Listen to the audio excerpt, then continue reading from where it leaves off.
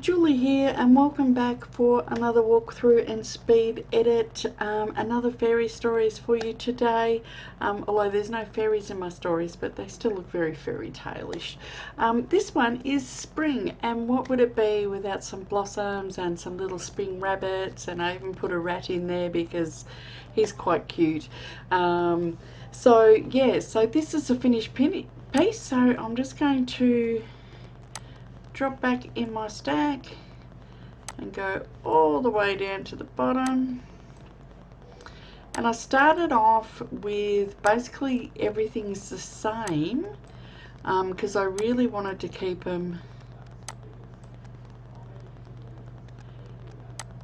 very similar indeed. So I have my background image and I put the wintry sky back in again, but you can't really see it, so that's okay. I extended the grass up, the trees, same trees, it's the ginkgo tree, but when I went into the filter gallery, or the render filter gallery, I put more leaves on it and made the leaves a bit bigger and brightened it all up. So I just duplicated the trees again and put them back in, so they're all essentially the same. Did a little bit of hue and saturation this time, brightened them up, put a bit more green in it. Then I went and put a whole heap of blossoms on, and then copied that and did another layer of blossoms.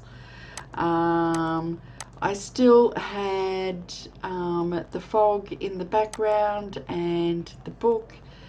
I changed the title to A Spring Tale, and I had shadows in behind the book and everything. This time round I put a rabbit in. I still put my twig in there, and this time I've got a different raven again. This was just one that I've had for a while, and I put a spring branch into his mouth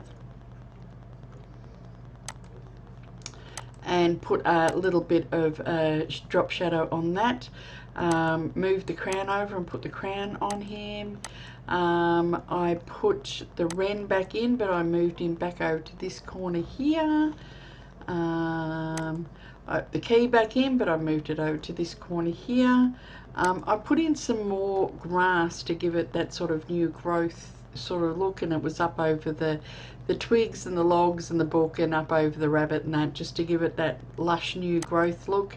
I put another little rabbit just in the background there, made him a little bit darker, and then of course I put in my little rat and put a little bit of a glow on him, and then he was too light down the bottom, so I did a little curve on him.